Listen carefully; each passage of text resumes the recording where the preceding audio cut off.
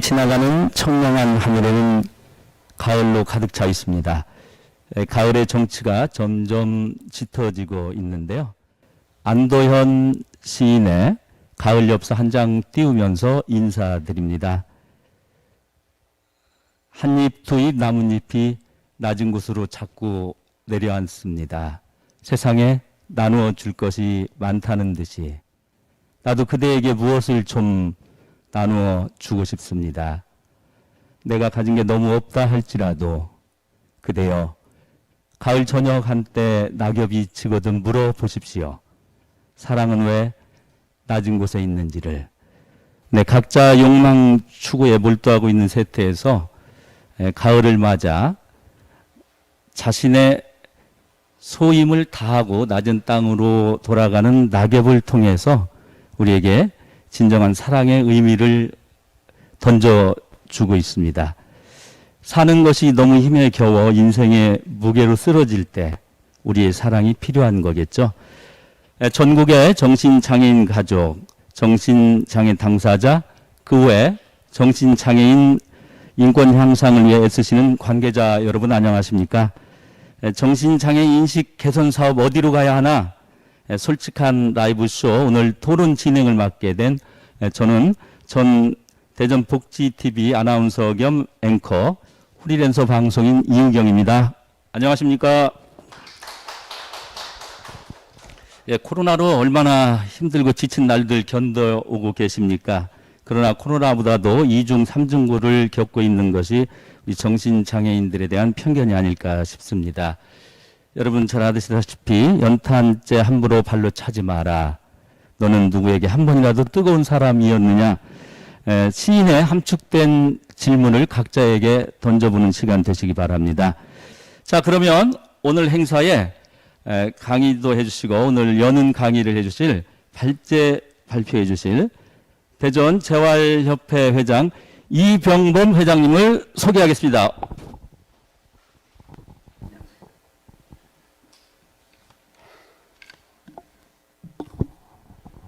오늘 발제를 하게 된 이병범입니다.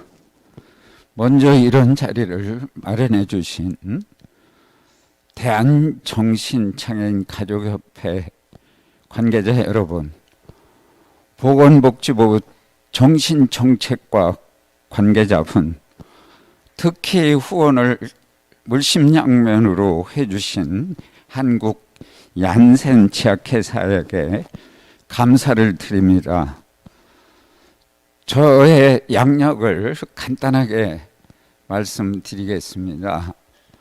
저는 10대 때는 정신가족으로, 20대 때는 의무 기록을 전공하고 정신과 병원에서 보냈습니다. 30대 때는 우연한 기회에 정신요양원, 말하자면 그때 당시 기도원을 방문하게 되어서 그쪽 분야를 관련해서 일을 하였습니다. 40대 때는 복지법인을 설립해서 복지사로서 정신장애를 가진 분들을 한 분 한 분 찾아다니면서 50대 때 사회복지 전공을 하여 대학에서 10여 년 동안 강의를 하고 현재는 정신재활시설 좋은이웃센터장을 맡고 있습니다. 제가 정신 분야 전문가는 아닙니다. 40여 년 동안 정신장애인들과 20년 정도는 동거동락, 먹고 자고 같이 하면서 임상 경험을 했기 때문에 굳이 말하자면 정신 분야 임상 경험자라고 말할 수 있습니다. 오늘 제가 발제를 하면서 혹시 여러분들 의견하고 다를 수도 있고 또 부족한 점이 있을 수 있습니다. 넓은 마음과 아량으로 들어주시고 품평해 주시면 감사드리겠습니다. 오늘은 특히 정신 인식 개선 사업이 어디로 가야 하느냐, 직근가장은 발제자, 토론자 모든 분들이 전문 분야에서 나오셔갖고 발표를 하고 했는데, 처음으로 당사자분, 가족분, 저같이 임상 경험자가 토론회를 하기 때문에 아주 뜻깊은 자리라고 생각을 합니다. 제가 오늘 준비한 것은 뭐 전문가 분야 이렇게 해서 이미 다 토론이 됐고, 이미 여러 차례 전국에서 다 전문 분야는 나와 있습니다. 오늘은 제가 간단하게 목차를 말씀드리면, 의료 분야, 재활 분야, 의료 분야는 정신건강복지법에 준해서 치료 중심으로 진행돼 있고, 재활 분야는 장애인복지법이 제정돼서 진행되고 있는데, 사실은 장애인복지법만 제정돼 있지 그냥 타 장애인의 정신장애인은 얹혀서 그냥 무늬만 장애인으로 돼 있지 않나, 이런 생각을 하면서 제가 오늘은 5, 60년대부터 우리나라 정신과 시대의 흐름을 경험하고 본 입장으로서 역사를 좀 말씀드리고, 두 번째는 이놈의 도대체 이 정신과 문제가 어떤 원인에서 오느냐, 세 번째는 그러면 정신 문제가 왔을 때 정확한 진단에 의해서 정확한 치료 계획이 잡히느냐, 세 번째는 그러면 진단이 나왔을 때 우리가 치료를 어느 방향에서 어떻게, 지금가장 20, 30년을 해왔지만 우리 가족이나 당사자들이 죽을 때까지 이 정신과 범주 내에서 머물러 있으면서 치료 방향은 무엇이냐, 그러면 만약 치료가 됐을 때 우리가 의식주를 해결하고 앞으로 일을 하고 결혼을 하고 이럴 때 재활적인 문제는 어떤 방향으로 가야 되느냐, 재활이 됐을 때 또 그러면 지금처럼 수용되고 입소되고 갇혀 있으면서 치료 프로그램만 머무를 것이냐, 그렇지 않다는 제가 경험자로서 우리 회원들이 얼마든지 독립적으로 자기 갈 길을 가면서 결혼도 하고 생활도 할 수 있는 독립주거는 어떠냐, 마지막으로는 인식개선 사업 방향이 지금가장은 여러 방향으로 주장이 되어 왔지만 30년 전에 인식개선 주장하던 게 오늘도 또 인식개선이 어디로 가야 하는 방향 갖고 토론을 하게 돼서 이쪽 분야에 있는 사람으로서 상당히 책임감을 느끼고 있습니다. 그러면 제가 지금가장 우리가 시대별로, 제가 10대 때 가족의 정신질환,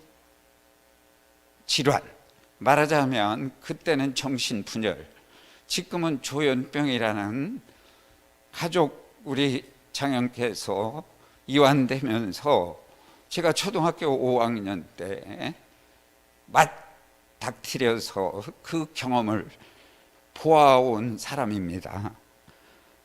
이 경험을 하면서 우리 가족 마음, 우리 어머니 마음, 또 그 시골에서 그 당시에 고모, 삼촌, 사랑채 이런 데에서 생활을 하시면서, 그때는 의료 시스템이라든 이런 게 없기 때문에 대부분이 그냥 농업사회에서는 우리 정신과 문제가 있어도 같은 삼촌하고 조카하고 같이 대가족 이루면서 살 수 있었거든요.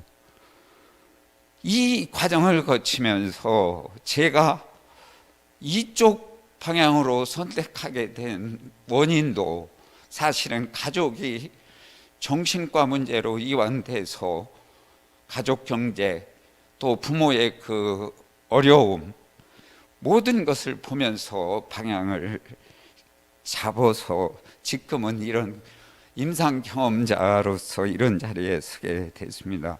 우리나라 50년대, 70년대, 사실 그때는 전 근대적인 치료법이었습니다. 뭐 신병, 귀신, 또 뭐 무속신앙, 구슬 뭐 하루들이로 하고, 또 동네에서도 어느 누구 집 고문에 정신과가 왔다 이러면 그 과정밖에 없었습니다. 제가 오늘 그 60, 70년대를 겪었는데 우연히 어제 중앙일보를 보다가 깜짝 놀랐습니다. 우울초연 환청에 입소문 스님 있어 화제. 지금도 중앙지에 이런 광고가 실린다. 여기 보면은 60, 70년대 고스란히 그 내용이 담겨져 있습니다. 이 또한 물론 심리적인 안정이나 치료는 도움을 받을 수 있지만, 우리 자녀가 조현병이라는 이완이 됐을 때 이런 신문 광고 문구를 보면 안 찾아갈 수가 없고, 가면 투자 대비 거기에 대한 치료라든지 이게 가능하냐. 저는 3, 40년 경험을 했지만, 물론 심적으로야 많이 도움을 받지만 경험적으로 볼 때는 사실 치료라고 볼 수 없고 심리적 안정으로 할 수 있습니다. 절대 우리 가족이나 당사자들은 앞으로 이런 광고나 이런 홍보에 너무 집착하시지 말고, 현대의학이 좋은 약도 나오고 제시를 하니 이런 쪽에 좀 출발을 했으면 좋겠습니다. 그리고 6, 70년대를 지나서 80년대, 90년대는 우리가 이제 80년대 우리가 사회복지사업법이 도입되면서 80년대 그 큰 형제원복 지원 문제, 또 뭐 요양원, 기도원 문제 때문에 정신질환이 사회복지 분야 영역으로 정부에서 두르게 됐습니다. 그러면서 이제 90년대, 2000년대, 95년대에 정신질환자 정신복지법이 제정되고, 그때 당시 정신건강복지법이 제정되면서 당사자니 우리 가족을 배제하고 전문가, 특히 치료 집단, 그러니까 모든 용어니 방향이 정신질환자 보건법, 정신질환자 인권법, 그 법 자체가 다 환자로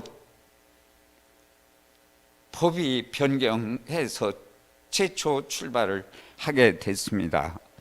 제가 그때 당시에 정신과 분야는 사회복지과에서 담당을 했었는데 정신건강복지법이 제정되면서 보건소, 의료 분야로 전환이 됐습니다. 이 문제가 제 생각으로는 정신과 분야를 10년, 20년 후퇴시켰다고 생각이 듭니다.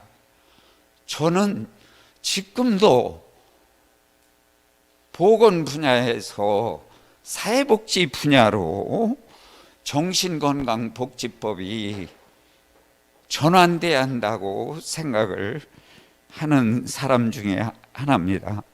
그리고 2000년대, 2020년대 이제 처음에 정신건강복지법이 제정되면서 의료 분야하고 재활 분야의 법으로 출발을 하고 76개의 정신요양원을 1년에 10개씩 10억씩 지원을 해서 정신의료법인으로 전환하기로 하고 법이 통과됐는데 2, 3년 동안 한 20개 정도를 10억 정도의 지원을 받아가면서 정신의료법인으로 바꿔주고 3차인가 4차 개정 때 정신요양시설을 다시 정신보건시설로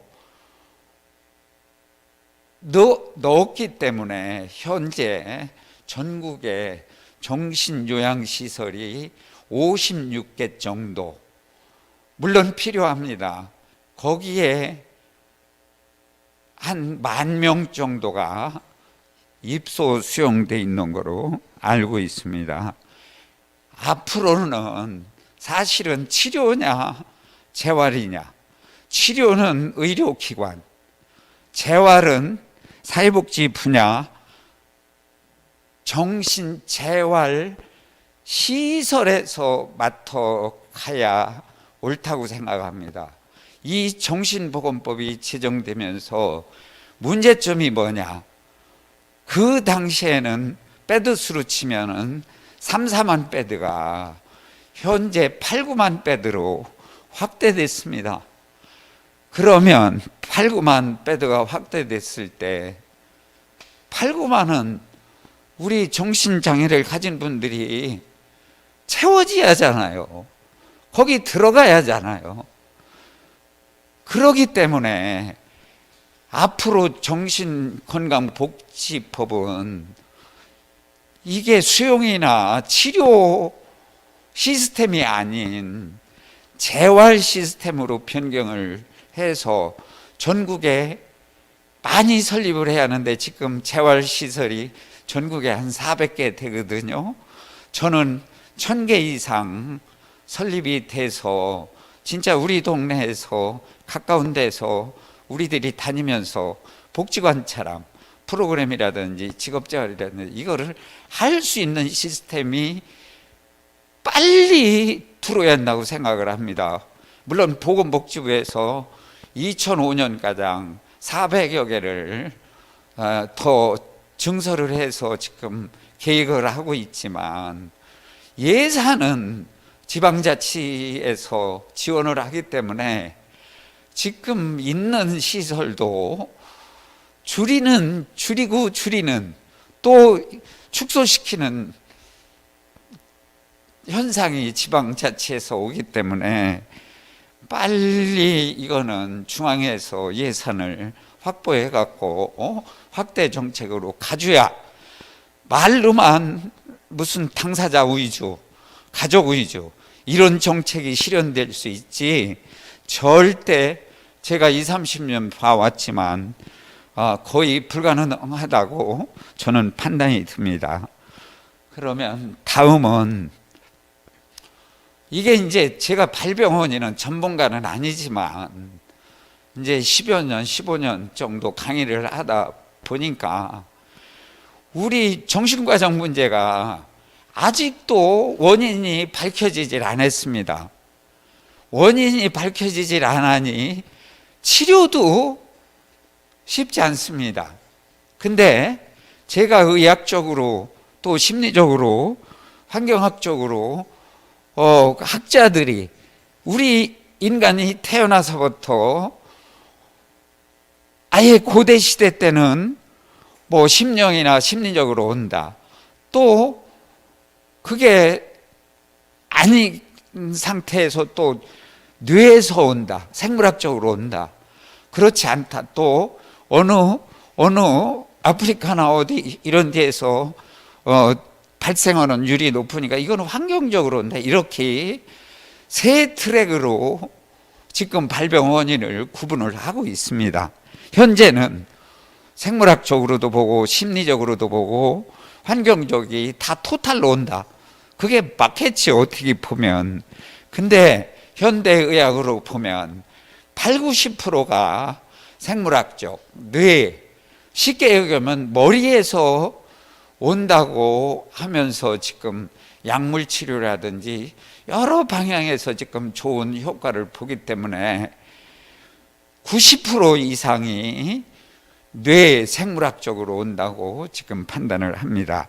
그리고 두 번째 심리학적으로는 프로이드가 19세기 말에는 심리학적으로 모든 것을 그 무의식과 의식 사이에 꿈의 이론으로 해갖고 현재 가장 심리학자들이 그쪽 분야에서 연구니 논문이니 많이 배출이 돼서 논하고 있습니다. 세 번째 환경학적 원인은 뭐 성장 과정이라든지 가족 관계, 부모 관계, 또 사회, 요즘처럼 코로나 있을 때에 이런 환경에서는 정신과적 문제가 이완이 올 수밖에 없습니다.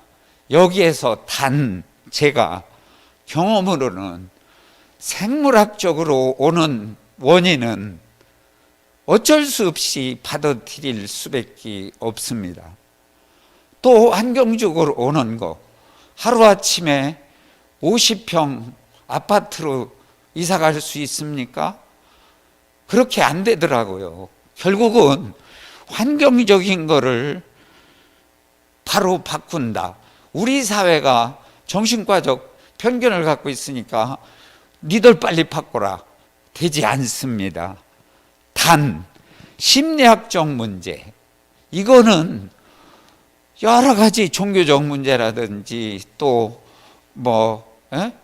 각종 분야, 또 치료 분야에서도 이거는 바꿀 수 있습니다.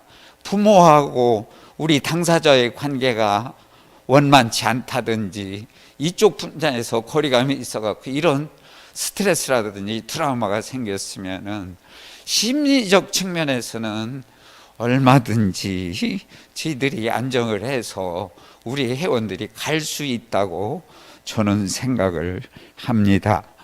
다음은 그러면 왜 제가 진단을 얘기하냐면 사실 정신과 문제도 예방이 제일 우선이더라고요. 예방이 제일 우선이에요. 예방만 되면 치료도 쉽게 되고 만성으로 갈 수 있는 확률도 줄고 모든 면이 지금처럼 조현병이라든지 정신과 문제가 사회적 이슈화돼서 인원이 는다든지 이런 거를 최대한 줄일 수가 있습니다. 제 경험으로는 저는 초발이라고 하는데 보통 15세에서 25세 때 조현병 또 조울증, 우울증 이런 것은 15세 때 이때 거의 생물학적 원인이라든지 여기에서 올 수 있습니다. 이때 오는 케이스가 어려울 수밖에 없습니다. 왜? 청소년식이나 이런 게 복합되기 때문에 이게 정신과 문제인지 청소년 문제인지 이거 진짜 그 사회 부적응해서 이런 문제가 오는지 이런 문제가 복합되기 때문에 여러 가지로 진단 내리기가 어렵습니다. 그런데 제가 볼 때는 우리는 결국은 진단을 중요하게 생각 안 씁니다. 우리는 이 정신과 문제가 이완이 되면 정신과 전문의 앞에 가야 그때 정신 문제구나, 조현병이구나, 뭐 같은 의사 앞에 가야 진단이 내려집니다. 그래서 저는 오늘 이 문제를 해결을 해야 하는데, 건강보험료나 사회보험 이쪽에서는 수가라든 이런 게 책정이 안 되기 때문에 치료자나 이쪽 분야에서도 자리에 앉아서 상담만 해도 수익 구조가 가능한데, 찾아가서 상담을 해서 그분들을 치료 프로그램이나 역으로 끌어내기가 쉽지 않습니다. 그래서 건강보험이나 사회보험 쪽에서도 이쪽 분야의 보험료나 이쪽 그 코스트의 문제를 해결해 줘야 이게 가능하다고 생각을 합니다. 그리고 제가 이제 이 대안을 하나 내는 거는 상당히 어렵습니다. 갑자기 오는 자폐나 지적이나 이런 거는 어릴 때부터 가족들이 겪으면서 오기 때문에 이렇게 대비가 되는데, 이 조현병은 초발이 15세 청소년 시기이기 때문에 어느 날 갑자기 이게 하늘에서 떨어진 건지 화성에서 떨어진 건지 금성에서 떨어진 건지 원인은 가족도 받아들이기가 어렵습니다. 그러니까 설마 내 자녀가 왜 이 조현병, 처음엔 조현병이 뭔지도 모릅니다. 이게 왜 왔지에다가 하다 보면 2, 3년이면 이미 의사 앞에 갔을 때는 의사가 진단 내릴 것도 없습니다. 이미 조현병 때문에 왔구나, 조증 때문에 왔구나, 진단 내리기 너무 쉬워요. 그래서 저는 이제는 전문가, 심리사라든지 사회복지, 또 가족, 정신과 전문의 위주로 해서 통합적으로 객관적인 사실을 갖고 진단을 내려서 치료 프로그램을 잡고, 여기에 제가 제시한 초중고등학교 초발에 그때 학교를 다니면서 대부분이 왕따, 학습 부작용, 또 정신과 문제, 여기에서 제일 표현하기 쉬운 게 친구끼리 쟤 미쳤어, 이 말 제일 듣기 싫지만 우리 어릴 때 제일 많이 쓰던 용어입니다. 지금도 우리도 안 쓰는 것 같아도 하루에 10번도 더 쓰더라고요. 제가 조사해 보니까. 이런 용어 하나 때문에 인식 개선이 안 되기 때문에 초, 중 등 때 어렵지만은 교육부나 이쪽에서, 물론 교육청의 우위센터가 지금 한 10여 년 전에 설립이 됐지만 전문가가 안 들어가고 일반 사회복지사 쪽에서 임했기 때문에 상당히 문제점이 있어요. 그래서 저는 간단하게 중학교 정도의 정신과 전문의 의사가 투입되면, 그보다 더 좋은 게 없지만 정신과 의사가 투입돼서 지금 할 수 있는 사회적 여건은 아니기 때문에 정신사회복지사, 전문요원, 정신간호사, 정신심리사 정도가 들어가서 여러 가지 지금 심리 검사라든 이런 걸 하면 전수조사를 하고 거기서 50%, 10%, 2%, 0.5% 좀 해서 우영군을 나눠서 치료 프레임하고 연계를 하면 제일 그래도 제일 합당하게 초기에 예방적 차원으로 접근을 할 수 있지 않냐.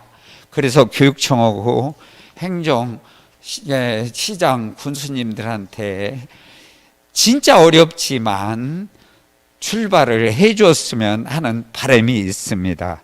그리고 지금 이제 청소년 센터가 대전에도 하나 생겼는데, 우리가 이제 그 주간보나 이런 걸 해보니까 10대, 20대, 30대 이분들이 여기 와서 5, 60대 만성 회원들하고 사실 프로그램이라든지 이런 거 하기가 쉽지가 않습니다. 그래서 진짜 환경이나 50평에 사는 우리 회원 청소년이 거기에 맞는 환경에서 진짜 프로그램도 하고 같이 데이트도 하고 또 같이 좋은 뭐 먹을 것도 먹으면서 대화도 하고 커피도 마시고 이런 장소가 필요하기 때문에 어렵지만, 지금 시에 대전은 조그맣게 하나 만들었지만 시군구 5개구에 하나씩 만들어서 뭐 유성에 있는 청소년들이 유성구에서 마련된 청소년 쉼터를 활용해 갖고 이렇게 갈 수 있도록 해 주셨으면 감사하겠습니다. 제가 이거를 왜 주장을 하냐면, 결국은 이런 과정이 없이 만성으로 가면 평생을 국가에서 책임을 지하고, 국가에서 책임 안 지면 우리가 어렵게 난 건강보험을 평생 혜택을 받으며 살고, 그 가족들은 그 뒷바라지라고, 당사자들은 이 사회적 비용이 몇 배 더 들어갑니다, 사실은. 그러니까 조기에 이런 시스템을 빨리 도입해서 한 분이라도 정신과 문제 갖고 삶을 살아가지 않는 방법을 모색해야지 될 것 같습니다. 제가 보면 조기에 치료를 하고 정신과 범인에서 벗어난 분은 통계에 안 들어갑니다. 나섰는데 내가 정신과 왔었다고 할 분 하나도 없습니다. 그러니까 안 낫고 만성으로 간 분만 통계를 잡으니까, 통계에서 보통 1% 정도라고 그러는데 0.5% 정도가 지금 우리 50만 정도가 정신과 문제로 이렇게 통계에 잡혀 있습니다. 그러면 이런 다음에 그럼 치료는 뭐냐? 이미 치료 방법은 여러 가지가 나왔습니다. 근데 제가 제일 우려하는 건, 이거는 각자 자기 분야에서 들으면 저에 대해서 저 뭐 전문가도 아니고 뭐 비전문가가 저런 소리를 하지 할 수 있습니다.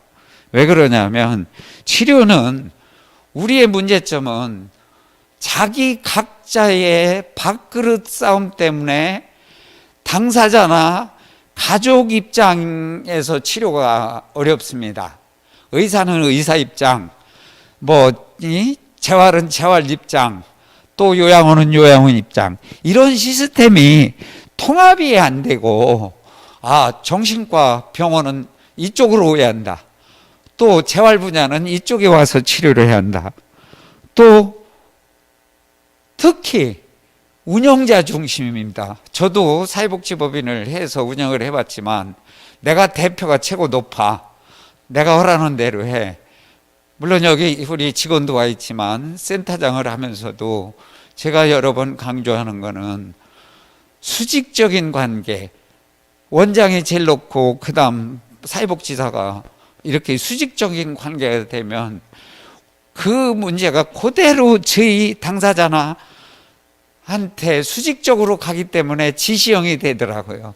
그래서 저는 이게 반드시 수평적으로 가서 원장이든 거기에 전문 요원이든 당사자든 우리 가족이든 같은 수직적인 관계로 형성이 돼야 1차적인 치료가 가능하다고 생각을 합니다.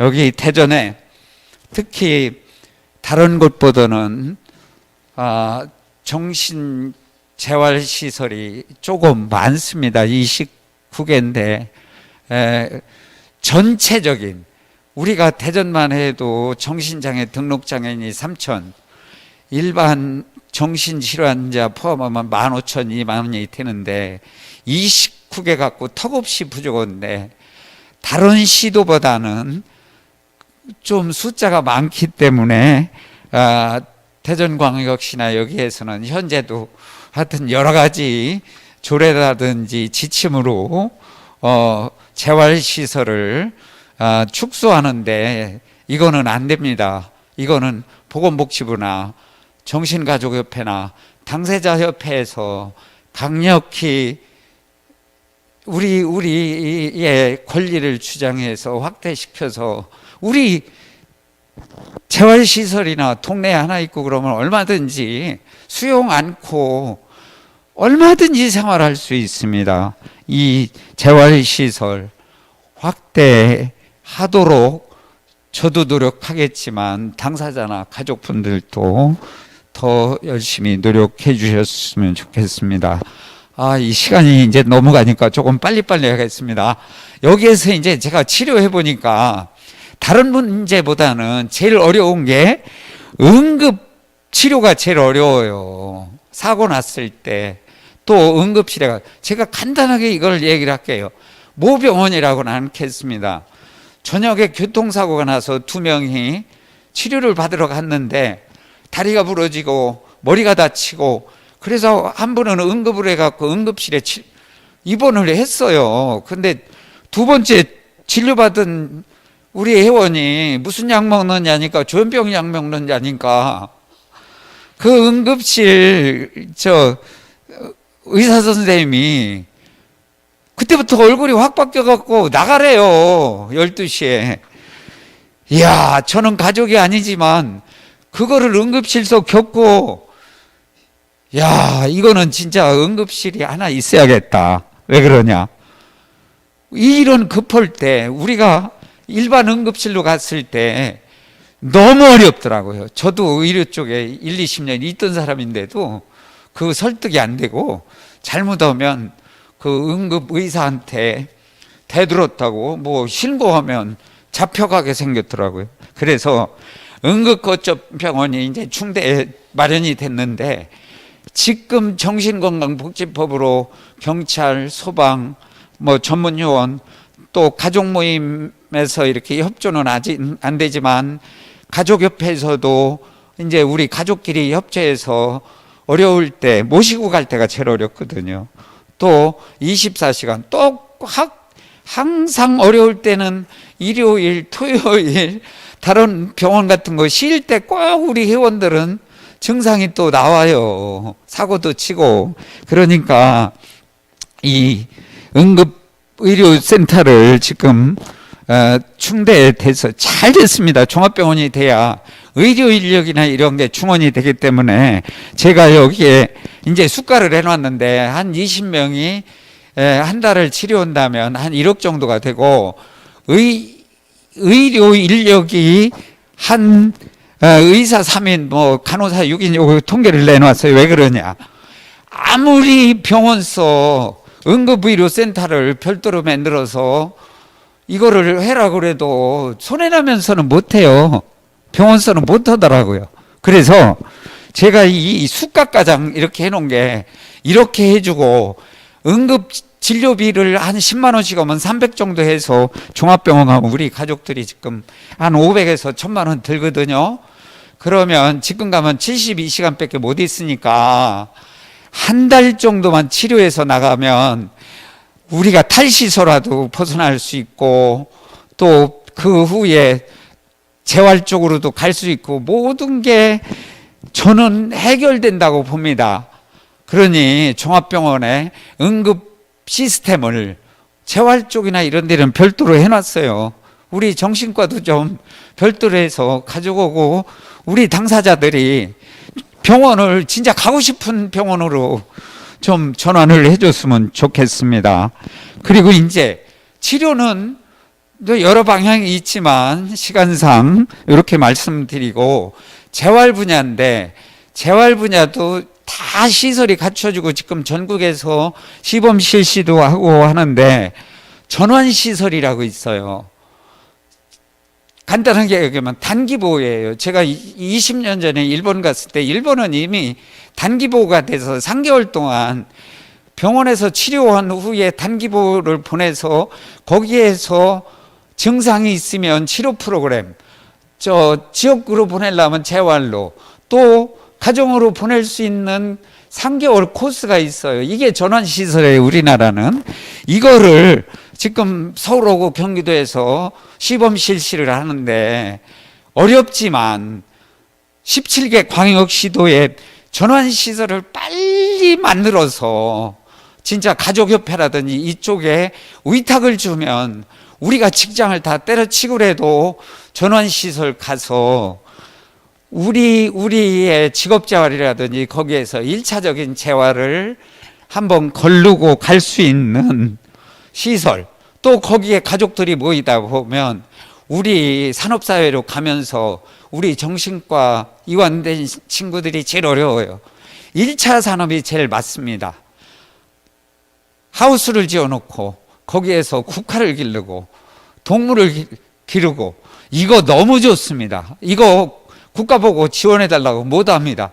우리 가족들이 또 좀 땅이 있고 여유로우면 후원도 받고 해서 이런 쪽에 프로그램이 하나 좀 생겼으면 합니다. 그리고 이제 제가 여기서 저는 우리 회원들한테 항상 그래요. 너무 이러려고 하지 말고, 야, 먹고 잘 먹고 또 놀고, 야, 그냥 죽지 말고 살자. 그래서 제가 쓰리고라고 이렇게 붙였는데, 먹고 놀고 살자, 이거 하면 우리 회원들 얼마든지 가능할 것 같아요.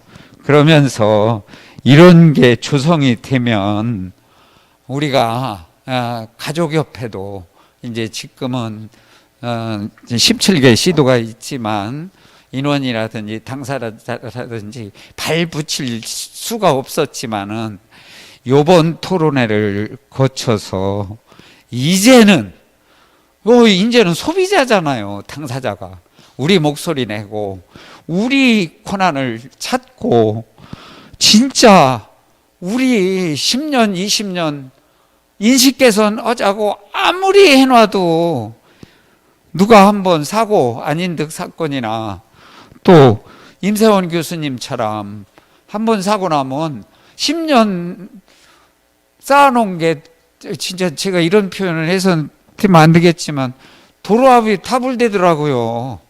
그래서 이런 분이 안 나오도록 우리 이제는 당사자, 가족, 우리 전문가 관계자분들이 더 한층 할 수 있도록 좀 노력을 해 주셨으면 좋겠고, 시간이 얼마 안 남기 때문에 이제 저는 인프라 구축이 우선이니까 시도나 보건복지부에서 빨리 동네에 하나 공동생활 가정이라든지 내 옆집에 왔다 갔다 할 수 있는, 또 제가 얘기했는 독립주거 있어요. 어느 정도 훈련이 되면 원룸, 투룸, 저는 벌써 한 5년 전에 시범해서 지금 독립주거에서 너무 잘 살고, 또 동거 개념으로 결혼해서도 살기 때문에 독립주거로 갈 수 있게끔, 또 특히 독립주거 가도 시설이나 주간보호나 재활 이쪽하고 연계 안 하면 무너질 수 있는 병원 치료 프로그램으로 갈 수 있는 확률이 너무 많더라고요. 그래서 시설에서 관리를 해주는 이런 시스템이 공급이 됐으면 좋겠어요. 이제 시간 관계상 그런 비용이나 이런 거는 저 자료로 대처를 하겠습니다. 그리고 이제 저는 이제 특히 지금 민간이 시설을 한다든지 하면 법적으로 여러 가지 문제가 있기 때문에 이런 것도 민간 자율로 정부에서 맡을 수 있는 건 맡고, 민간 자유 요즘 서울 아파트 가면 5, 60억 가잖아요. 그러면 민간인들이 그런 장을 펼칠 수 있는 법적 제재나 이런 것만 안 해놓으면 얼마든지 저희들도 정원을 만들어 놓고 거기 가서 힐링하면서 살 수 있어요. 이것을 법적으로도 좀 너무 제한 안 했으면 합니다. 마지막으로 인식 개선 사업 방향인데 뭐 다른 거 거두절미하고 소비자인 당사자 가족 위주로 재활시설도 당사자가 근무하는 종사자 이거 꼭 필요합니다. 법에 있어요. 지금 없는 게 아닙니다. 우리가 우리 자신, 우리 당사자를 취업 안 시키고 다른 회사 가서 우리 정신과 문제 있는 분 취업해 주세요. 이거 어렵습니다. 우리 가족들 이쪽 분야에서 노력해 주시고 하여간 이제 출발을 했으니까 오늘 토론하면서 이제 조금 부족한 면이나 이것은 좀 더 하기로 하고 제 강의를 제 발제를 들어주셔서 너무너무 감사합니다. 감사합니다.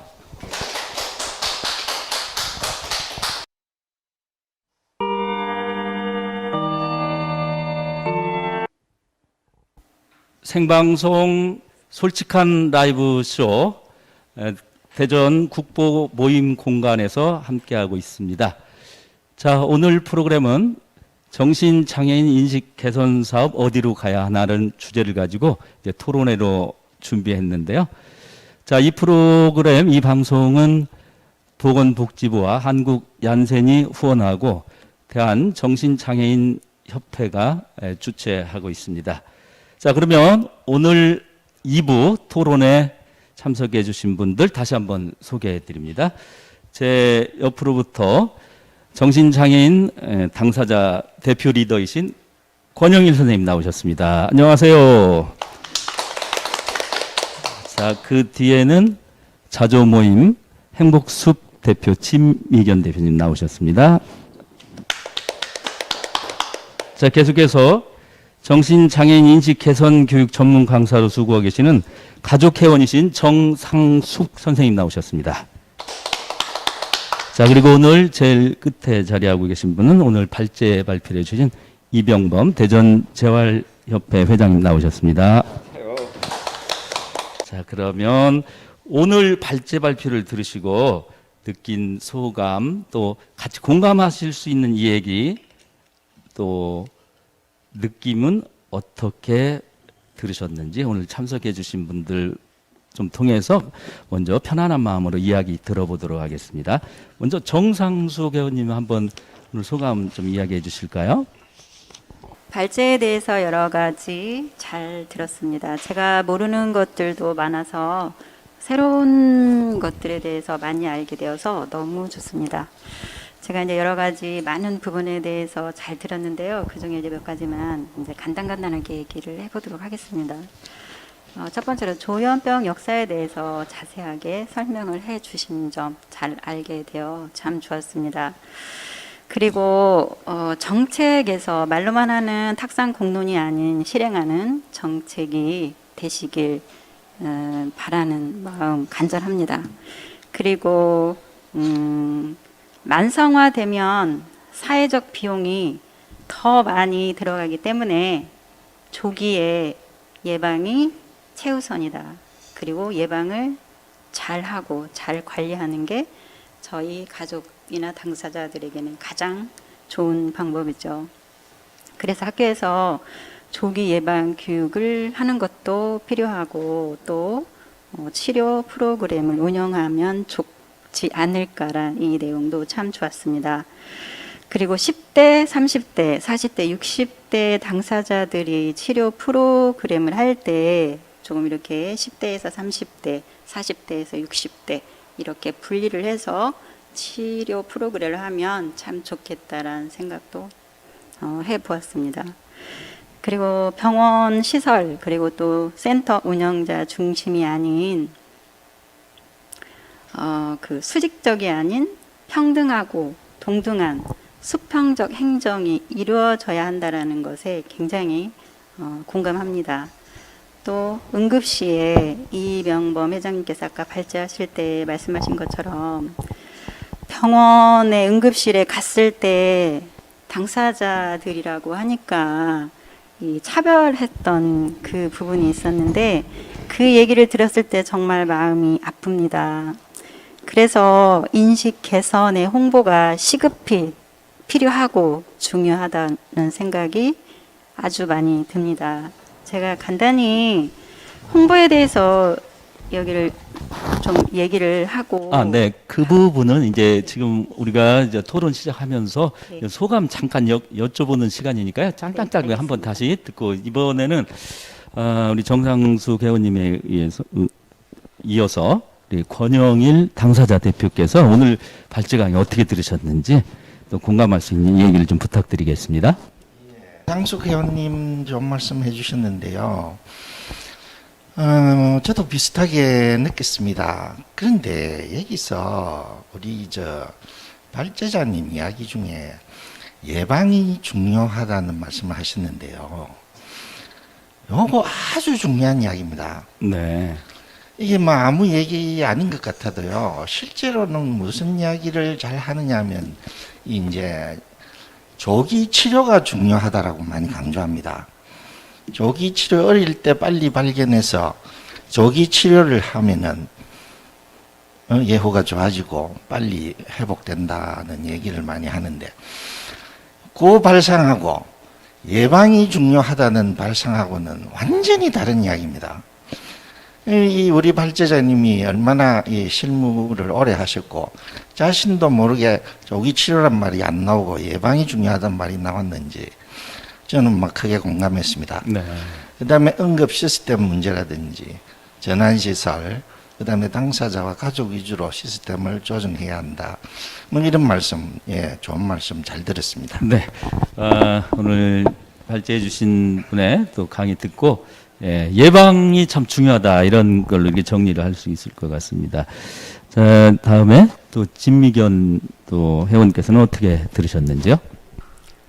네, 우리 발제자 개인의 이력을 말씀하셨을 때 참 그 자체의 신뢰를 느꼈습니다. 발제자께서는 10대는 정신가족이었고 20대는 정신과 병원에서 근무하며 의무 기록자로 있었다고 하셨습니다. 30대는 정신요양원을 다니셨고 40대는 복지법인을 설립하셨고 복지사로 활동하셨습니다. 50대는 사회복지 전공을 해서 10년을 강의를 하셨고 지금 현재는 정신재활시설 조뉴센터장으로 계십니다. 40여 년을 정신장애인 가족과 함께 하셨고 20년을 동고동락한 정신분야 임상경험자라고 본인을 소개하셨습니다. 우리가 특히 이런 정신분야에 나와서 말을 할 때에는 우리 일반 개인들보다는 진짜 전문가들, 의사들 어떤 그런 분들을 먼저 머리에 떠올리게 되는데 오늘 그 발제자의 어떤 자기 소개와 그 40여 년에 걸친 경험들을 들으면서 이것이 정말 우리에게 필요하다. 이것이 살아있는 우리의 나아갈 바이다라는 것을 절실히 느꼈습니다. 그래서 정말 어떤 그 전문가들의 발제보다도 더 신뢰가 가고 공감이 가는 발제였다고 생각합니다. 감사합니다. 네. 오늘 공감할 수 있는 그런 발제였다. 또 실제로 이런 분야에서 더 오랫동안 종사하신 분의 살아있는 그런 체험담을 들을 수 있었다. 그렇게 말씀하셨습니다. 자, 이렇게 세 분의 소감 들었는데 또 이렇게 자리에 함께 해주시고 또 발제해 주시고 그 다음에 이어서 자리에 함께 삭색해 주신 오늘 강의 발제 강의 처음 또 이렇게 늘 강의는 하시지만 또 이런 주제 가지고 또 방송 통해서 여러분께 인사드리게 된 건 그렇게 많지 않았던 것 같은데 이병범 회장님의 또 한번 또 평 한번 들어볼까요? 본인 소감? 네. 제가 임상 경험하고 가족분들 또 당사자분들 말씀을 듣고 사실 우리 비장애인들 일반인들은 정신과를 잘못 이해하고 편견으로 대하고 있어요. 사실 우리 회원들 보면 365일 정신이 없는 게 아니거든요. 어떻게 보면 1년에 일주일, 또 봄, 가을 이런 때 감정, 감기, 차람 오는 병이 정신과 분야예요. 근데 우리 어릴 때 잘못 받아들인, 비 오면 밖에 나가 있고 또 눈 오면 외형이라든지 이런 문제가 있기 때문에 그게 뿌리 깊게 우리 그 무의식 속에, 의식 속에 있더라고요. 그러니까 약만 잘 먹고 우리 가족들이 진짜 사랑이나 좀 배려를 해주면 우리 비장애인, 장애인 구분 못합니다. 그러니까 저는 우리 회원들이 사고를 치니까 니네는 별개의 사람이다 이러는데 우리 회원들을 봤을 때 방어예요. 우리 칼을 갖고 다니고 망치를 갖고 다니는 거는 누가 나를 해치고 나를 좀 죽이지 않나 이런 생각 때문에 내가 안 죽으려고 갖고 있는데 무슨 사고라든지 이런 게 나면 항상 저거 사고 내려고 이런 무기를 갖고 다녔다 이렇게 해서 다 뒤집어 쓰거든요. 그러니까 이런 문제를 하나하나 우리가 노력해서 바꾸도록 하고 진짜 당사자나 우리 가족들이 자조 모임 전국 가족 모임을 활성화해서 잘못된 편견, 전문가들의 일방적인 주장 이런 문제를 해결할 수 있도록 제가 마지막으로 사실은 학력보다는 경력이 힘이 세다. 이거를 저는 말씀드리고 싶습니다. 네네. 하여튼 토론이 잘 이루어지도록 노력하겠습니다. 네, 감사합니다. 오늘 발제해 주신 이병범님께서 또 추가 말씀해 주셨습니다. 지금 여러분께서는 솔직한 라이브쇼 함께하고 계신데요. 우리 정신장애인 인식 개선 사업은요, 정신장애인에 대한 올바른 또 이해를 돕고 정신장애의 사회적 편견과 부정적인 인식을 개선해 정신장애인의 완전한 사회적 참여와 또 사회 통합을 함께 만들어가는 사회 분위기를 조성하기 위한 사업입니다. 이렇게 이제 소감을 들으셨는데 이제 갈 길이 바빠요. 이제 저희가 이제 한번 빨리 달려보겠습니다. 그러면 이번에는 이제 가족 회원들 또 당사자 또 이렇게 대표들이 참석하셨는데 잠시나마 또 가족 그 상황이라든가 또 어떻게 또 정신장애인 회원이 되셨나 이런 등등 현재 상황 그리고 또 어떻게 극복해 나가고 계신가 좀 짤막하지만 한 번씩 또 여쭤보도록 하겠습니다. 이번에는 우리 진미견 행복숲 대표님께서 먼저 말씀 이어주시죠. 가족들이나 간략하게 그냥 저는 마이크 들으시고요. 저는 딸 아이가 아픕니다. 우리 아이가 중학교 때 이제 학교 폭력에 이렇게 학폭이군요, 그러니까요. 네, 학폭 희생자죠. 보통 우리 아이들 보면 학교에 가기 싫다든지 우울증이 있다든지 골방에만 들어간다든지 하는 그런 전조 증상들이 있는데 저희 아이 같은 경우는 그런 것이 전혀 없었습니다. 오히려 밝고 쾌활하고 아주 야무져서 선생님들의 칭찬도 많이 받았던 아이인데 어느 날 학폭을 당하고 그 다음날 바로 환청을 들었어요. 네.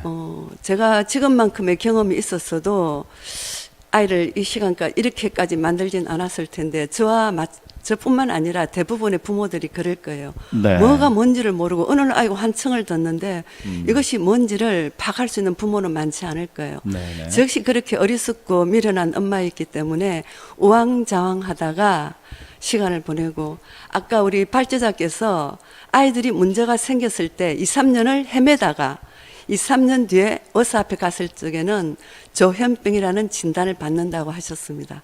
정말 저도 그와 같은 전철을 밟았고 지금 이 시간 여기에 앉아 있습니다. 네. 돌아보니까 이제 그때 전조라든가 이런 것도 없었는데 지금 많이 후회되는 점도 있고 또 지금 그 개선을 위해서 애쓰고 계시다 그런 말씀 들었고요. 이어서 이제 우리 권영일 당사자 대표 리더께서는 어떻게 가족 상황이 어떻게 되시고 본인이 직접 당사자시죠? 언제 그런 증상이 있으셨나요? 자세히 말씀드리기는 힘든 네네네. 얘기는 21세 때 넘어지게 되었죠. 네. 저는 그 당시에 병원을 어디에 갔는지도 잘 기억이 나지 않습니다. 기억이 나지 않고 그 후로 어느 큰 병원에서 약을 상당 기간 복용을 했습니다만은 특별히 차도가 없었어요. 네. 그러다가 한 1년 정도 지났나 우연한 그 과정에 어려움이 많았습니다. 개인적으로는 네네. 가족들도 당시에는 아마 제가 생각하기로는 의료보험도 제대로 돼 있지 않았기 때문에 여러 가지 비용적인 측면에도 문제가 있었을 걸로 봅니다. 근데 한 1년 남짓 되는 어느 순간에 제가 어떤 이래서는 안 되겠다 하고 깊이 생각하게 됐어요. 네. 말하자면 그때부터 이제 정신이 돌아오기 시작한 거죠. 네. 그때부터 다시 양성 증상이 거의 없이. 사라지기 시작한 게 한 2년 정도 더 걸렸어요. 네네. 제 생각에는. 그리고 그 이후로는 계속 음성 증상과의 싸움이었죠. 네. 물론 양성 증상이 없어지고 나서는 취업을 했습니다. 취업을 했고 그 과정에서 제일 어려웠던 부분이 난독증이었어요. 저는 어릴 때부터 책을 좋아했습니다. 네. 어릴 때 지금으로 얘기하면 초등학생 때부터 장편 소설 같은 걸 무지하게 읽었어요. 예. 그리고 중학교 때부터 들어갔어도 책이란 책은 다는 아니래도 말만 하면 다 할 수 있는 중국의 고전 소설부터 시작해서 그것도 단편이 아니고 5권, 6권, 10권 되는 거 전부 그 다음에 단때 신곡이라든지 그 외에 도스토옙스키 잘잘잘 읽었어요. 네. 근데 어느 순간 책을 읽을 수가 없는 겁니다. 소리 내서 읽는 게 안 되던가요? 그냥 소리 내서 읽는 게 안 돼. 그냥 못 읽어요. 난독증은 책을 못 읽습니다. 자세히 설명하시려 하기는 좀 힘듭니다. 이해를, 예. 네. 그리고 그게 어느 순간 또 세월이 가니까 좀 극복이 돼요. 예. 또 극복이 돼 왔었고 최근에 또 무슨 일로 제가 테스트를 받은 적이 있는데 그러더라고요. 당신 국어 실력이 많이 국어가 아니고 언어 능력이 떨어진다고요. 네. 충격이었습니다. 다시 40년 후에 그런 소리를 다시 들을 줄은 참 몰랐습니다. 그 대신 다른 능력은 되게 또 좀 뛰어나다고 그러더라고요. 예, 이상입니다. 네네네네. 참 그런 아픔도 과거 또 생각하시면서 회상하니까 저도 좀 마음이 좀 아련해 좀 그렇네요. 예. 들으시는 우리 방송 가족 여러분들도 그러시겠죠? 예.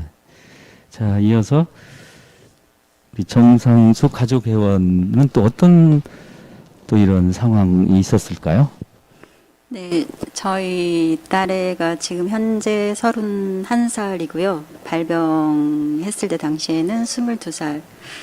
대학교 2학년을 마치고 3학년 때 휴학계를 내고 알바를 아주 열심히 했었습니다. 그리고 알바를 해서 돈을 벌어서 저도 함께 아시아로 여행을 보내주기도 했고, 또 이제 자기 혼자 여행을 가겠다고 또 알바를 열심히 해서 유럽으로 여행을 가다가 비행기 안에서 발병을 하였습니다. 발병을 했는데 그 전에 좀 전조 증상이 지금 생각하면 있었는데 그걸 저희가 상식이 없었기 때문에 캐치하지 못한 거죠. 네. 지금에 와서 생각해 보면 그때 사실 알았더라면 내 딸을 그 유럽까지 여행을 보내지 않았겠죠. 네. 그런데 네. 너무 몰랐기 때문에 유럽까지 여행을 갔다 왔는데 가서 발병을 했기 때문에 굉장히 이제 어렵게 여행을 하고 돌아왔습니다. 그 돌아온 거에 대해서 너무 감사하게 생각하죠. 네.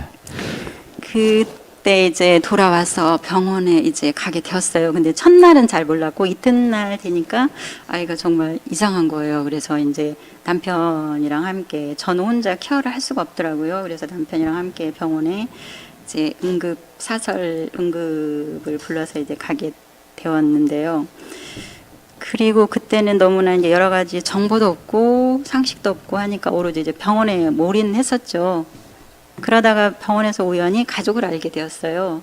그래서 가족을 알게 되고 나서 이제 가족에게 여러 가지 이제 정보도 듣고 교류하면서 교육도 듣고 그러다 보니까 이제 저희 가족과 딸애와 관계 이러한 것들이 이제 교육받고 막 하다 보니까 좋아지더라고요. 네. 그래서 저는 이제 뭐 여러 가지 다 중요한데 가족들과의 어떤 정보 교류 이런 것도 굉장히 중요하다고 생각하고 그래서 제가 이제 가족 여기 모임에 이제 우연히 오게 되었어요. 딸 네. 때문에 그랬는데 여기 진미견 회장님께서 열심히 가족 모임을 하고 있더라고요. 그래서 저는 이제 몇 번 참여하고 저는 사실 집이 조금 멀고 해서 오기가 좀 힘들지 않을까 했는데 저희 딸애도 여기 오는 것 굉장히 좋아하고 또 여러 가지로 좀 좋은 정보도 많고 그래서 제가 여기에 오게 돼서 지금 이 자리까지 오게 되었습니다. 그러셨군요. 감사합니다. 네. 혹시 그때 비행기 탈 때 혹시 공황장애 같은 건 없었나요, 원래? 이제 원래는 저희가 아시아 쪽으로 여행을 갈 때 전혀 아무런 증상이 없었어요. 그러셨군요. 예, 알겠습니다. 네. 거기까지 말씀을 좀 듣도록 하죠.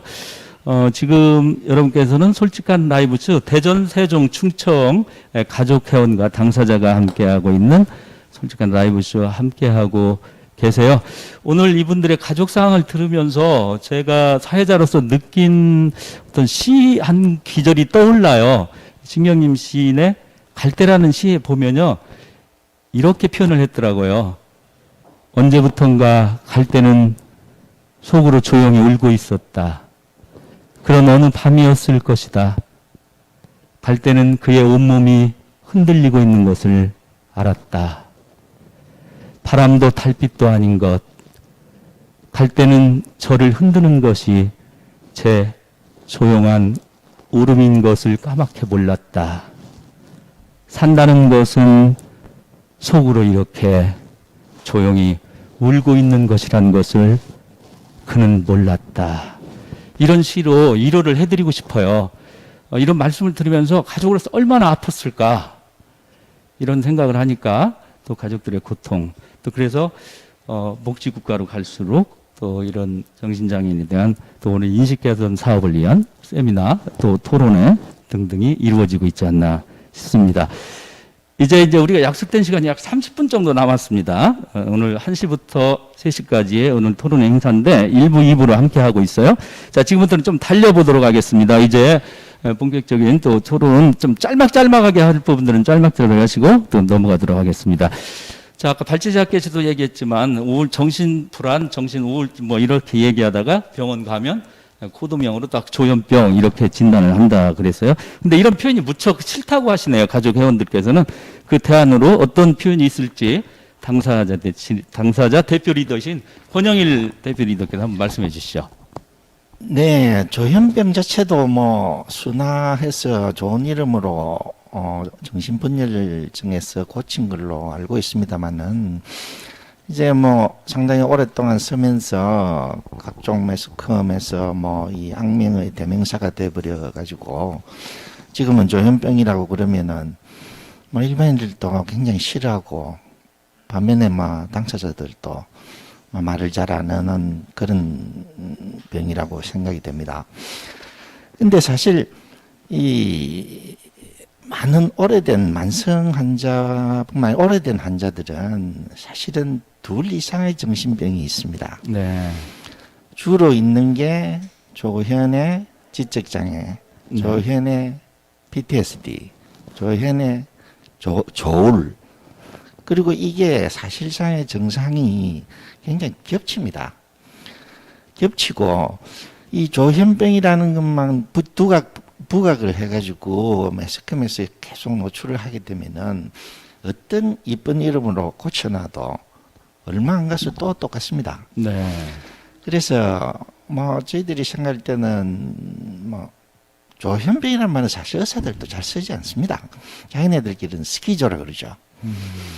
그리고 굳이 계속 쓰는 게 매스컴.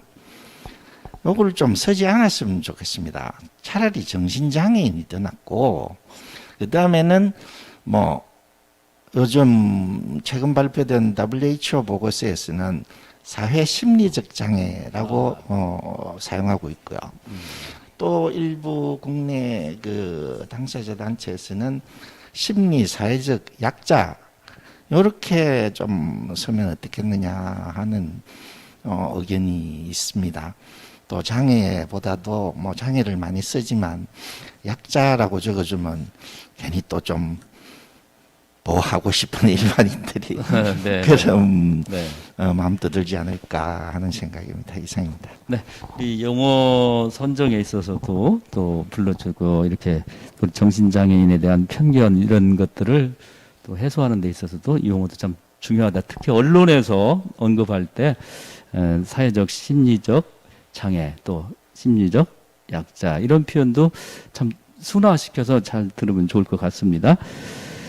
정신장애인의 그 전체적인 삶의 질 향상을 위해서 오늘 이런 모임을 갖고 있는데요.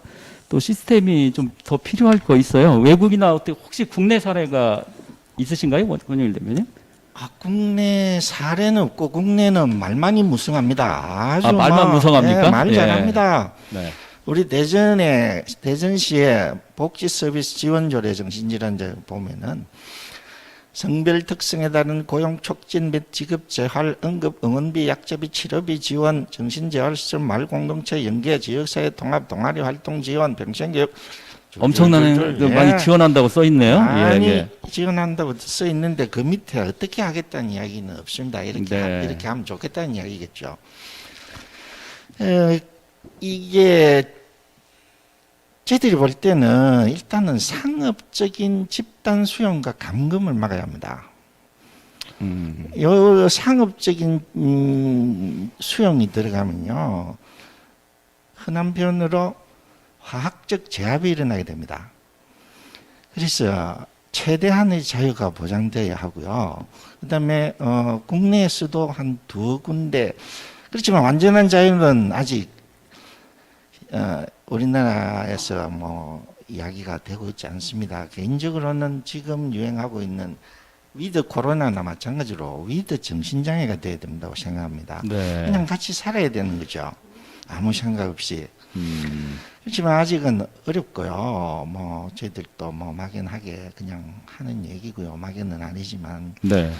그다음에 우리나라에서 보면은 이런 어떤 케어팜, 흔한 요즘 상당히 얘기가 많이 되고 있습니다. 치유농장이라고 그러죠. 네. 상당히 자유로운 분위기 속에서 뭐 최소한의 약물을 제공하면서 뭐 일상생활을 같이 하고 1차 산업에 같이 종사하면서 땀 흘리고 규칙적인 생활을 하면서 일단 삶의 질을 높이고 또 회복을 하는 경우가 우리나라도 홍성, 강원도 쪽에 하나 평창인가 있고요. 그다음에 일본에는 유명한 집이 있죠. 베데르 집. 그다음에 미국이나 각종 이런 데도 요즘 치유 농장이 상당히 많습니다. 네, 너무 많아서 이제 여기서 좀 줄여야 될 것 같습니다. 감사합니다. 네, 지금 우리가 위드 코로나 시대가 이제 앞으로 올 텐데요. 그것처럼 우리 정신장애인에 대한 따뜻한 시선을 가지고 위드 정신장애자가 필요하다. 이렇게 말씀으로 좀 정리하면 어떨까 싶어요. 자, 다음으로 오늘 토론회 함께 하시면서 당사자들이 이제 이런 변명을 알고 또 병원에 입원하는 거 굉장히 어려울 것 같아요. 또 기피하고 또 치료 거부하기도 하는데 이러한 현상이 왜 나타나는지 아까 그 비행기 안에서 이런 발병이 됐다고 말씀하신 가족 회원이신 정상숙 회원님께 마이크 드리죠. 네. 2018년도 우리나라 평균 입원 일수는 176일이고요. 유럽의 이제 가장 입원 일수가 낮은 나라가 벨기에 9일입니다. 당사자에게 강제 입원은 굉장한 트라우마로 이어지는 데다가 한번 입원하면 장기 입원으로 이어지기 때문에 입원을 꺼리게 됩니다. 네, 그래서 당사자들이 장기 입원 때문에 병원에 가기를 아주 싫어합니다. 환자들이 왜 병원에 가기 싫어하는지 병원 측에서는 좀 더 자세한 원인을 파악하고 병원에서 다 알고 있습니다. 그 부분들에 대해서 개선하고 대안을 마련해야 할 것입니다. 물론 병원에서도 증상이 심각한 환자는 다루기 힘들기 때문에 강박과 독방에 가두기도 하는데 이러한 부분들이 환자에게는 가장 큰 트라우마로 남아 있습니다. 당사자 말을 빌리면 증상이 나타나면 무섭고 두려운데 혼자 독방에 있으니까 더 무섭고 두렵고 상황이 너무 더 안 좋게 된다고 합니다. 네. 지금 여러분께서는 솔직한 라이브 쇼, 정신장애인 인식 개선 사업 어디로 가야 하나, 솔직한 라이브 쇼 함께 하고 계세요. 오늘 나오신 분들은 당사자 또 정신장애인 가족 회원께서 나오셔서 직접 토론에 참석해 주고 계시다는 것, 이렇게 염두에 두시면서 방송 보시면 편할 것 같습니다. 조금 전에도 정상숙 의원이 따님이 그렇게 되셨을 때 이미 또 따님이 이런 질환을 알고 있어서 이런 가족협회, 또 정신질환 가족협회 활동을 하고 계신 진미견 대표를 통해서 알게 돼서 이렇게 같이 오셨다고 했어요. 자, 그 진미견 행복숲 대표 가족회원께서는 자조 모임이라는 걸 이끌어오고 계시거든요. 또 이끌어오시면서 또 뭐 지금은 이제 많이 어느 정도 더 틀이 잡혔지만 좀 제일 난감했던 부분 무엇이 있었나요? 이번과 관련된 문제입니다. 강기훈 국회 보건복지위원회 국민의힘 의원도 지난 7일 보건복지부 질병관리청 국정감사에서 전병 환자들은 통제하기 어려운 부분이 많다며 특히 야간에 돌발 증상이 나타나게 되면 병원에 가야 하는데 거부를 당하는 일이 많이 발생한다.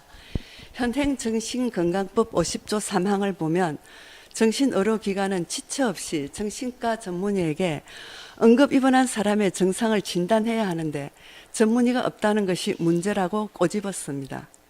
강 의원의 말에 따르면 한 한우는 14번이나 거부를 당했답니다. 입원 거부요. 저나 우리 가족들의 경험으로 미뤄봐도 충분히 그만큼의 거부 사례가 있었을 거라 생각됩니다. 하지만 이제 강 의원께서는 병원의 거부를 언급했지만 우리 가족 입장에서는 입원이 가능한 자격을 갖추기도 쉽지 않은 경우가 많습니다. 제가 기억에 남는 한 예를 말씀드리면 몇 년 전 서울 중곡동에 있는 국립정신건강센터에서 만난 보호자인데 한눈에 봐도 그분의 딸 아이가 외형도 변해 있고 입원해서 안정적인 치료가 필요함을 알 수 있었습니다. 하지만 그 엄마는 응급 입원 3일 만에 3일을 채우고 퇴원했습니다. 이유는 아버지가 돌아가시고 안 계신데 그 엄마가 30년이 훨씬 넘게 인연을 끊고 사는 친정 어머니, 즉 그 딸 아이의 외할머니의 동의가 필요해서 입원을 못 시키고 있더라고요. 그 엄마는 지금까지 한 번도 아이가 장기 입원을 해본 적이 없다고 했습니다. 이렇게 정말 말도 안 되는 입원 조항 때문에 한 사람의 인생이 제대로 된 치료도 못 받아보고 망가지고 있었습니다. 우리 가족들 입장에서는 입원과 관련한 어려움이 진짜 많아요. 경찰들 개입하는 거 불편해하죠. 센터에 미뤄요. 센터 직원들 와가지고 명확하게 해주지 못해요. 진짜 세금 아깝다는 말이 현장에서 나올 정도로 어리버리 뭐 그런 정도입니다. 참 많은 문제들이 있는데 어쨌든 입원과 관련된 문제가 자주 모임을 이끌어오면서 제 가장 어려운 부분이었습니다. 네. 입원하기가 그렇게 쉽지 않군요. 네. 잘 들으셨죠? 자, 이렇게 세 분 토론자 모시고 말씀 한 번씩 쭉 들어봤어요. 그래서 정신장애인 우리 가족협회 또 당사자 모임이 어떤 모임이구나 이런 것도 함께 느끼시면서 애로사항 또 우리가 또 개선해야 될 부분들 있었던 것 같습니다. 이제는 이제 질문이 한 번씩 돌아가면 이제 어느 정도 또 마무리도 해야 될 그런 서서히 종착역으로 향하고 있지 않나 싶어요.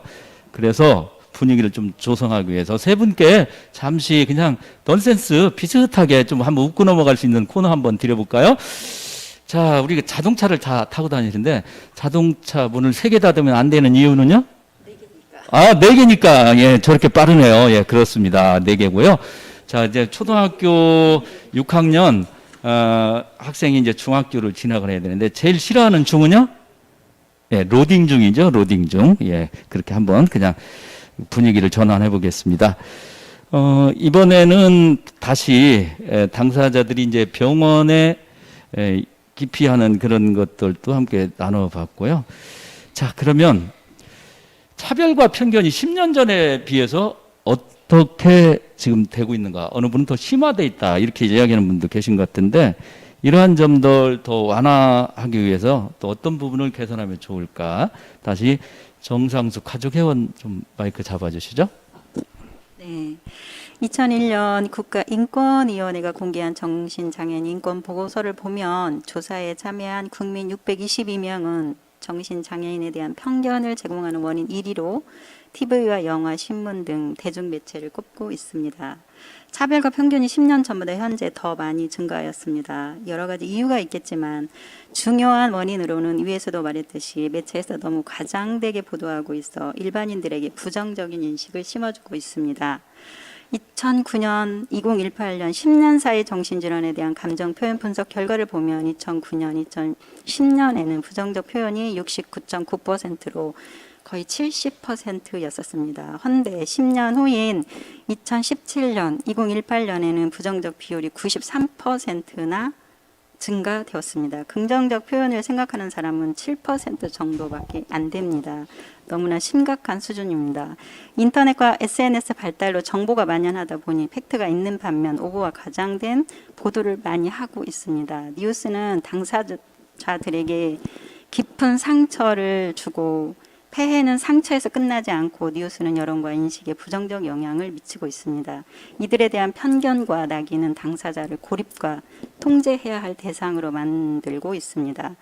더 잘 팔리는 기사를 만들고픈 언론의 얄팍한 욕심이 가져온 결과가 당사자들을 더욱더 힘들게 만들고 있습니다. 매체는 좀 더 냉철하고 이성적으로 보도하여야 한다고 저희 가족들의 단합된 목소리를 내야 할 때라고 생각합니다. 그리고 중앙정신건강복지지원단에 따르면 2016년 한 해 동안 정신장애인은 1,601명이 목숨을 잃었습니다. 당사자들의 자살률은 하루 평균 4명꼴입니다. 타 장애인 자살률보다 3배가량 높습니다. 전체 자살률보다 8.1배나 높습니다.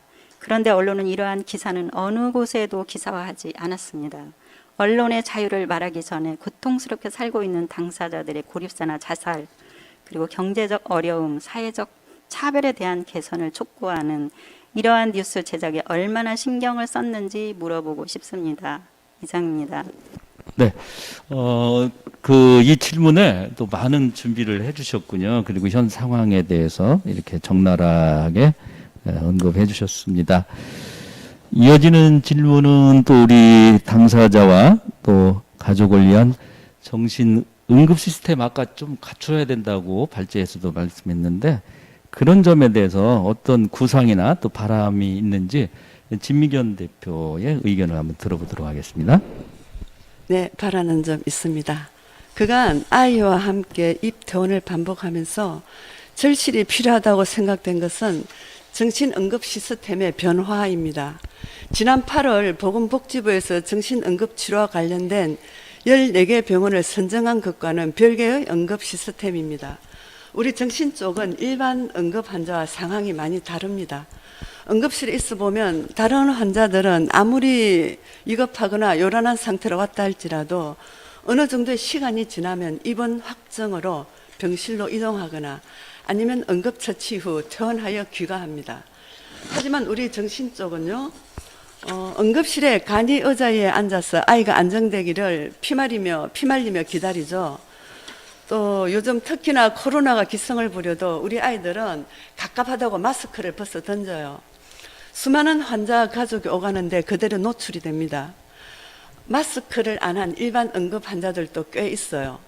병원에 그분들에게 마스크를 좀 착용시켜 달라고 얘기를 해도 이상하게 안 주더라고요. 어쩔 수 없이 제가 여분으로 가지고 다니던 마스크를 주기도 했는데요.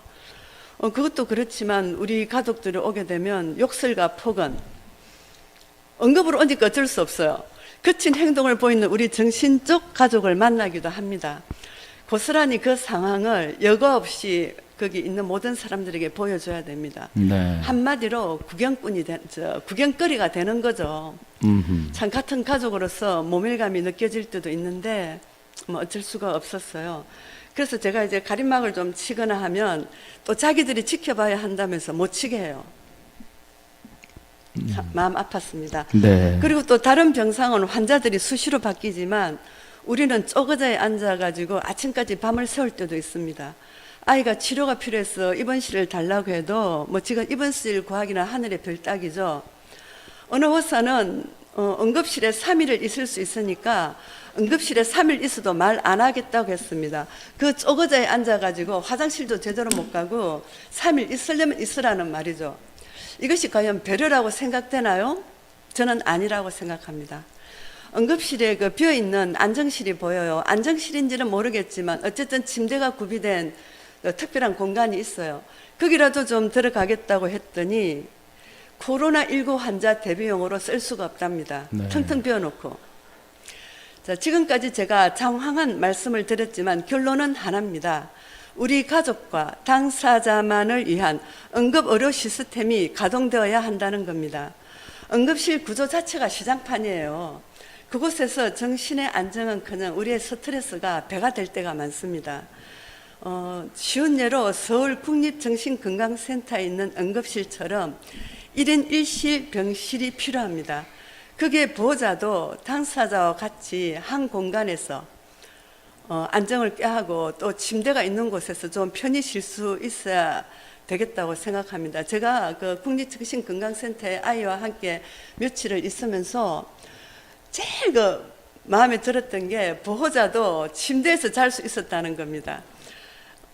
그래서 이제 어떤 그런 응급 시스템의 변화가 와야 되고, 또 하나 제가 더 말씀드리고 싶은 것은 지금은 응급 입원이 3일이죠. 그런데 제 경험으로는 적어도 한 달 정도는 응급 입원이 가능해야 된다고 생각합니다. 우리 아이들을 지켜볼 때 장기로 입원할 상태는 아니지만 집에서 케어하기도 난감한 상황이 꽤 많이 와요. 그때 응급처치를 하지 않으면 호미로 막을 일을 가려로 막는 일이 발생합니다. 그래서 어쩔 수 없이 입원을 하는 경우도 많은데 병원들도 경영 문제가 있으니까 한두 달에 단기 입원을 싫어합니다. 병원에서 조금만 도와주면 그 응급 상황을 함께 극복하고 집에서 아이를 회복시킬 수가 있는데도 그렇게 하지 못합니다. 그래서 제가 이제 그간 10년은 넘게 느낀 건 초발이나 재발 불문하고 급성 증상이 왔을 때 안정적이고 편안한 시스템에서 한 달 정도 입원 치료 후 병원으로 가야 될지 중간 시설로 가야 될지 집으로 가서 회복을 꾀해야 될지를 지켜봐야 한다고 생각해요. 아까 발제자께서도 정신저할 전환시설을 말씀하셨는데 그것이 지금 전국에는 없고 경기도와 서울에만 현재 있어요. 우리도 경기도와 서울에만 있는 정신재활 전환시설이 전국적으로 만들어지면 좋겠다는 생각입니다. 당국은 당연히 비용 문제를 들고 나오겠지만 응급센터 운영에 따른 필요 인원과 급여, 주 부식비와 기타 경비 등 지출 수입 등을 산출한 것이 따로 있는데 우리 발제자께서 아까 상세하게 말씀하셨습니다.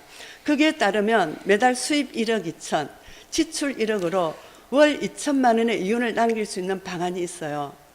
우리 당사자들 면담료만 전국적으로 한 5천억 원이 나가고 있다고 생각하는데 이렇게 귀중한 세금이 무조건적으로 나가는 것이 아니라 좀 더 효율적으로 사용됐으면 하는 마음입니다. 현대사회 특성상 스트레스로 인한 문제는 더욱더 늘어날 것입니다. 지금 당장 눈앞에서는 막대한 비용이 나가는 것 같지만 장기적 안목에서는 우리 나오신 토론자들께서 다 말씀하신 대로 사회적 비용의 절감을 불러올 수 있습니다. 급성기 때 초반 치료만 잘하면 만성으로 가는 것을 막을 수 있는데 초반병을 허술해하여서 만성으로 가는 지름길을 타게 되면 향후 국가가 부담할 비용은 과연 얼마가 될까요? 엄청날 것입니다. 이상입니다. 네. 실제적으로 정신응급 시스템에 대한 구상도 바라는 점이 있었는데 실제로 경험한 것들을 토대로 해서 오늘 이렇게 토론을 해주셨어요. 이 방송이 조금이라도 도움이 된다면 또 정책 세우시는 분들께서 현명하게 또 좋은 방안이 나왔으면 하는 그 바람을 갖습니다. 토론이 굉장히 진중해지고 깊이 들어가고 있는데요. 이제는 마무리해야 될 시간이기 때문에 이제 서서히 마무리 말씀까지 곁들여서 한번 해주시면 좋겠습니다. 정신장애인에 처한 환경 시스템이 좀 기울어진 운동장이다 이렇게 말씀들을 하세요. 개선 방안을 좀 또 당사자 대표 리더로서는 어떤 생각을 갖고 계신지 다시 권영일 대표님. 네, 당사자로서는 뭐 기울어진 운동장 정도가 아니고 아예 없는 사람 취급이죠. 누가 말을 해도 들어주지도 않고, 네. 심지어 치료자들의 그 교육 중에 이 정신장애자들과 깊이 있게 대화하지 말라는 얘기까지 있습니다. 그런 얘기도 합니까? 예. 그 책에 나와 있습니다. 아. 그 나와 있는 게 이 사람들을 무시하라는 꼭 그런 얘기는 아니고요. 네. 또 다른 이유가 정신 그 의학적 이유가 있는 걸로 저는 알고 있습니다. 네네네. 그러면은 부모나 가족들이 좀 보호막이 돼서 권익을 찾아주고 해야 되는데 이 부모든 가족도 이 시스템에 들어가면 아주 약자입니다. 애들이 정신없는 것보다 부모든 가족이 더 정신없습니다. 도와주기는커녕 허둥지둥이죠. 반면에 보면은 여기 의사, 뭐 정신병원, 요양시설에 있는 분들은 전문가들로서 자격증 하나만 있어도 본인만 있어도 뭐 얼마든지 권익을 보호받을 수도 있을 것 같은데 각종 뭐 의료기관 협회, 의학과 봉지기위원회, 직군별 협회, 각 센터마다 다 있고 각 시설마다 다 있습니다. 그래서 궁극적으로 저희들은 당사자 단체를 좀 키워주셔야 됩니다. 대전시 조례도 보면은 네네. 그리고 4번에 보면 동아리 활동 지원 등 뭐 지원을 하고 싶다고 해놓고 뭐 안 하고 있습니다만은 네네. 그리고 지금 서울 쪽에는 당사자 단체들이 대표적으로 한정자, 카미, 파도손 이렇게 있는데 직접 지원은 거의 없습니다. 한정자는 조금 있을 거예요. 네네. 지금 카미나 파도손은 주로 사업 지원을 하지 직접적으로 심한 편으로 놀고 먹는데 돈 주지는 않습니다. 사무실 운영하고. 네, 말씀 중에 좀 끊어서 죄송한데 이제 시간이 다 돼서 오늘 이제 다 토론 잘 들었고요. 알겠습니다. 자, 그러면 이제는 마지막 이제 그 본인 마무리하는 멘트를 한 30초씩만 좀 부탁드릴까 해요. 또 마지막 질문은 또 뭐 그 제가 묻고 싶은 얘기도 있는데 이런 문제가 사실은 개인적인 책임은 아니라는 생각이 듭니다. 자, 그래서 그런 부분하고 또 우리 국가, 사회, 가족들에게 또 바라고 싶은 그런 바람이 있으면 그 말씀 듣고 제가 오늘 마무리 클로징해서 오늘 토론회를 좀 마무리할까 싶어요. 자, 다시 우리 정상숙, 이병범님부터 짧게 30초씩만 부탁드리겠습니다. 예. 우리 지금 토론하신 당사자 가족분들 닥치는 게 모든 게 어느 날 갑자기 나한테 왜 무슨 이런 일이 떨어지냐 이 상황이 전개되거든요. 그래서 지금 보건복지부나 지자체에서 시스템은 어느 정도 돼 있는데 지금 정신건강복지법, 장애인복지법이 분리돼 갖고 엉켜 있어서 아까도 언저리라고 그랬는데 요양원이나 이런 데를 직업재활이나 이쪽으로 해서 일을 하게 하면 우리는 증상도 좋아지거든요. 그러니까 분리를 해서 빨리 요양원이나 이런 한 지금 만인데 2, 3만 정도만 직업재활로 돌리고 정책적으로 바꾸면 현재 있는 시스템도 얼마나 얼마든지 가능합니다. 네, 알겠습니다. 네, 알겠습니다. 자, 다음에 정상숙 님도 말씀해 주시죠. 네. 당사자들에게 문제는 부모님이 살아 계실 때는 케어가 되니까 괜찮지만 부모님이 돌아가신 후에 문제가 대두되고 있습니다. 네. 부모님을 떠나 자립하여 잘 살고 있는 당사자들도 있지만 그러지 않은 당사자들이 더 많이 있습니다. 그래서 당사자들은 대부분 부모님과 살다가 부모님이 연로하여 제대로 돌보아 주지 못하거나 부모님이 돌아가시면 혼자서 케어가 어려워집니다. 부모님이 돌아가시면 쇼크를 받아서 재발하기도 하고 또한 혼자 살다가 약을 제대로 복용하지 않아 재발을 거듭하기도 합니다. 이러한 부분들을 대처하기 위한 방안이 필요합니다. 네, 알겠습니다. 정부에서는 한 가지만 할게요. 네네. 이러한 사각지대에 놓인 당사자들을 돌봐줘야 할 것입니다. 케어가 되지 않으면 증상이 악화되니 사회적으로 문제가 발생하기도 합니다. 당사자들은 가족이 책임질 수 있는 상황이 아니면 완전한 사각지대에 놓이게 됩니다. 만성 환자를 국가가 돌봐줄 수 있는 시스템이 시급히 마련되기를 희망합니다. 네, 이상입니다. 감사합니다. 다음은 우리 진미견 대표님. 저는 조현병 당사자보다는 부모와 사회 문제를 던지고 싶습니다.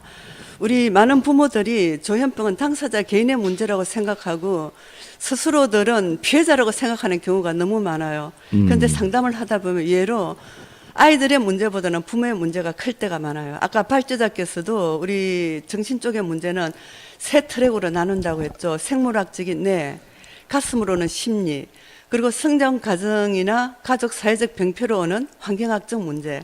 이렇게 말씀하셨는데 우리 아이들은 이 종합적인 요인으로 인해서 질병이 오는 겁니다. 그래서 어떤 아이 개인의 상담이나 치료뿐만 아니라 가족 상담과 가족 치료가 함께 묶여서 가야 된다고 생각합니다. 네네, 알겠습니다. 자, 그 다음에 우리 권영일 당대표도 마지막으로 한 30초만 좀 부탁드려요. 지금 현재는 정신건강, 국민의 정신건강에 대해서 나라에서 많은 관심을 기울이고 있습니다. 그렇지만 대부분의 지원이 정신병원 의사들, 그 다음에 지금 센터라는 것도 대부분 의사나 그쪽 관련 법인에서 관리를 하고 있는, 운영을 하고 있는 거죠. 따라서 이제부터는 좀 기울어진 운동장을 바로잡기 위해서라도 당사자 단체, 가족 단체들의 자생력을 키워서 당사자들과 가족들의 인권과 권익을 보호할 수 있도록 좀 물심양면으로 지원이 있었으면 감사하겠습니다. 네, 여러분 오늘 토론 어떻게 보셨습니까? 솔직한 라이브쇼, 정신장애인 가족 그리고 그 당사자 또 관련된 또 일을 하고 계시는 분들의 이야기 토론을 들으셨습니다. 이 토론 들으시고 한 번에 좋아질 수는 없지만 조금씩 개선되는 그런 계기가 되었으면 합니다. 클로징 멘트로 이런 말씀을 드리고 싶어요. 이 세상 그 어떤 아름답고 빛나는 꽃들도 흔들리지 않고 피는 꽃이 어디 있겠으며 또 젖지 않고 피는 꽃이 어디 있겠습니까? 흔들리지 않고 가는 사랑, 또 바람과 비에 젖지 않고 가는 삶은 없을 것입니다. 가지를 하늘로 당차게 뻗는 날만이 아니라 모진 바람에 가지가 꺾이고 찢겨진 꽃들로 처참하던 날들이 우리 모두를 깊게 할 것입니다. 슬프지만 피었던 꽃은 반드시 지지만 그러나 상처와 아픔도 아름다운 삶의 일부라는 것 꼭 기억하시면 좋겠습니다.